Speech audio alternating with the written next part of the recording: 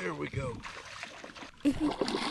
Larry catches the biggest bass. I saw that one come up over there and chase some shad. What's going on, guys? Welcome back to another video. Today we are going to go catch some bigmouth bass. I want to catch a big one out of this kayak. That's our only mission today. Before we go and try to do that, do we take our scale or no? No, we're not gonna get it because when you have the scale, it never happens. So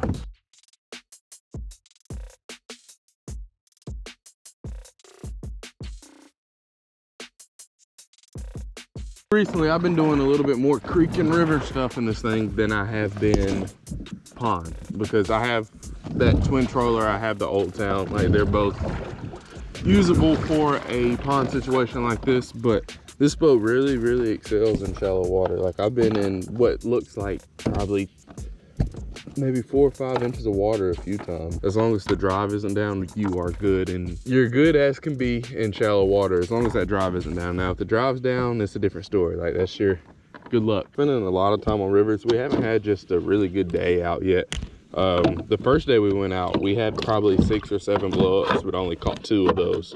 I know there's some different stretches and there's a whole bunch of different places that I need to go try and just see if they're a little bit more productive than what we've been doing. The place that we've been going to, it gets a lot, I'm not gonna say it gets a lot of pressure, but kind of like almost like a state park, and there are a lot of people that come through and just kind of leisurely fish, leisurely kayak. You know, it might not be the greatest area for just going to go catch a whole bunch of fish, because I know there's places close to me that are pretty much untouched. When I say untouched, I mean like maybe fish twice a year, maybe, and you can just go down through it and catch however many fish you want to. And we're looking for one of those places, but there's going to be one of 2 things. We're going to have to put in somewhere public and float far enough to get there, or we're going to have to go somewhere private. Like, you wake up early on a day like this, and by about 7 o'clock, it looks like this outside, and you're just like, man, what am I supposed to do? But hopefully we're gonna figure them out today. I woke up with the intent this morning on throwing a buzz bait, and then I looked at the weather, like no wind, no clouds, no nothing, and I was like, yeah, that's probably not gonna be our smartest option.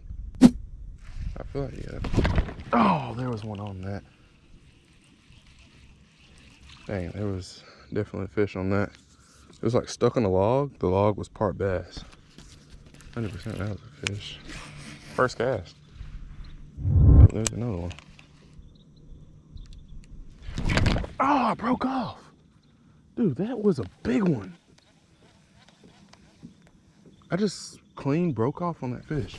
Okay, we're gonna back up out of here. That's 2 for 2 right there. That was crazy. Those were 2 of like the craziest bites I've probably had all year. I mean, they were just weight, like 4s and 5s on this tree right here. Literally 4 and a 5. No doubt in my mind that was a nice fish. You know, when they bite it and you can just kind of feel it. You raise your rod tip up and it's just like they're not hitting it, they have it already, but it's just kind of like, and you can feel the weight of the fish. Oh well, that's part of it, I guess. And that was 2 great bites we just had. We lost both of them.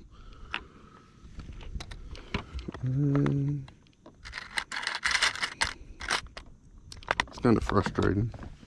Especially on the first fish, like first cast of the day. Hook up twice, 2 casts of the day. I don't have time to be out here feeding these fish plastic worms.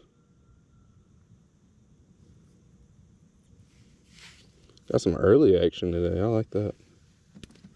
Thank you, Mr. Bass. Oh, I lost my weight too, dang. I lost it all. That sucks. Oh.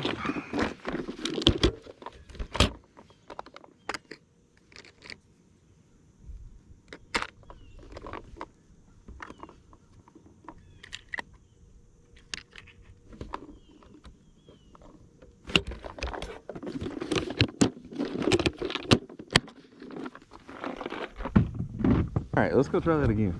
A few inches later. That's a fish. Oh, broke him off too. What is going on? That one had it for a minute. I was fumbling with my hood. That one came all the way out here with it. Okay, that's 3 fish so far that we've lost. That one didn't feel as big, but like, what's going on today? 0 for 3. Normally we don't start 0 for 3. Normally we like catch 1 or 2 and then like the 0 for 3 comes a little bit later into the day. Oh, there we go. Oh, that's a good one. That's a good one. That's a good one. He hasn't came up yet. He hasn't even came up. Oh yeah, that's a good one. There we go. There we go, baby. Finally. My drag isn't set either. Stay on there. Stay on there. Stay on there. Dude, I'm not sure if you were the one that was tricking me. I sure hope not, because you're not really that big. Like, you're a good, respectable fish. Whew. Okay, I'm not gonna lie to you guys. That's fun. Like, having to figure it out like that, like, not just them coming to you automatically. Oh, dude, I think you're missing an eye. I'm sure you probably have another one of my worms in your mouth too. But no, you're not missing an eye.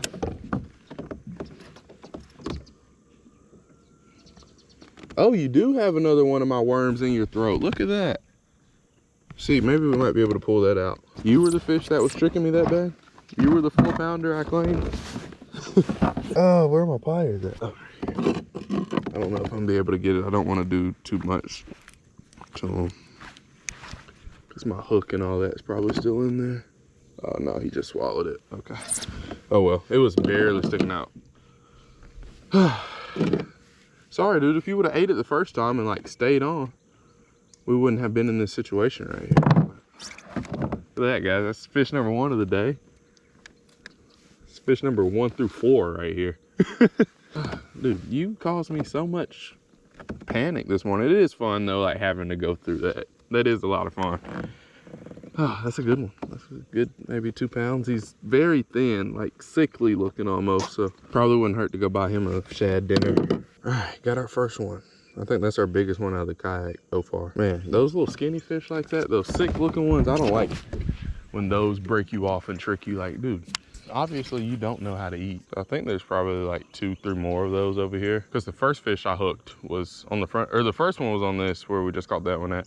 The second one was like on the front of this tree, and that one was on the back of the post, and I was casting to the front of the post. I'd already made like 3 or 4 casts. So we're gonna try out in the front one more time. I think we should be able to circle back around to that first tree we fished and catch another one off of it, because we had a couple that took off with our worm, and when we broke them off, they were 10 feet away from the tree. So maybe they'll circle back around if we go fish everything in the middle and then come back to it. There we go. There has to be one in there.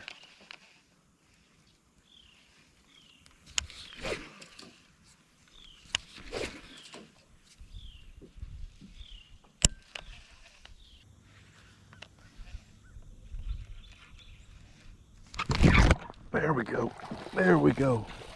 There we go. Got him. Woo.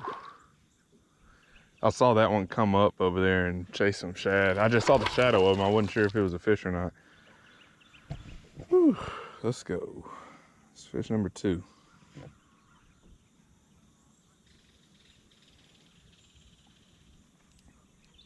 Trying to make it back into that tree. No, sir. No, sir. Nowhere near as, well, he's thicker. He's more healthy than the first one was, but not as crazy as the first one. He was a little bit more nice to us, a little bit more forgiving. But I saw him, that's why I stayed over here for so long, because I saw him come up over here. There was some shad on top of the water, and he came up and tried to get him one. But little did he know I was over there. I was like, oh no. That one's gonna be a big one day. You can look at him and tell, like, just by looking at his mouth, like how small his mouth is and like how round like he is right through here. That one's gonna grow up and be 6 if he makes it that long, if he survives. Growing biggins. Growing biggins. That's gonna be a big one right there. I wish I could tag that fish somehow and like come back and try to catch it in 4, maybe 5 years. See how big it is. If it'll even eat in 4 or 5 years, because it'll be so big. Much later. All right, so we fished all the trees out in the middle. I brought a buzzbait with me and also a crankbait, but I think we're gonna stay with this worm just because we've had so many bites on it. Any tree that has had a fish on it has ate this worm. Or I've gotten a bite just about on every tree off of this worm. At least a nibble or felt something. Or most of the time they're eating it, like it'll hit a stick and it'll fall off a stick and then they'll eat it on the fall. So since we've gotten so many bites on this, we're just gonna stick with this. And also there's been a lot of blowups like in the grass back over here. So we're gonna try to stay close to the grass, maybe even parallel with the grass, cast towards the grass, or cast parallel with the grass and see if we can find any in the grass over here. Look at this right here. Look at all these shad. Like this evening, there will be a bass under every single group of these shad. Any circle that you see, it's like you're just waiting on the circle to start going crazy because there's going to be bass coming to it. Look at that. See, there's another blow up right there in the grass. And when I came out here and I saw it looks like this grass has been sprayed or poisoned, whatever. I was like, I don't know if it's going to hold as much oxygen and like all this other stuff to hold fish, but it really looks like it hasn't changed too much. Because they've been kind of going crazy, just like how they were a month or so ago in this grass. So we're gonna try it again.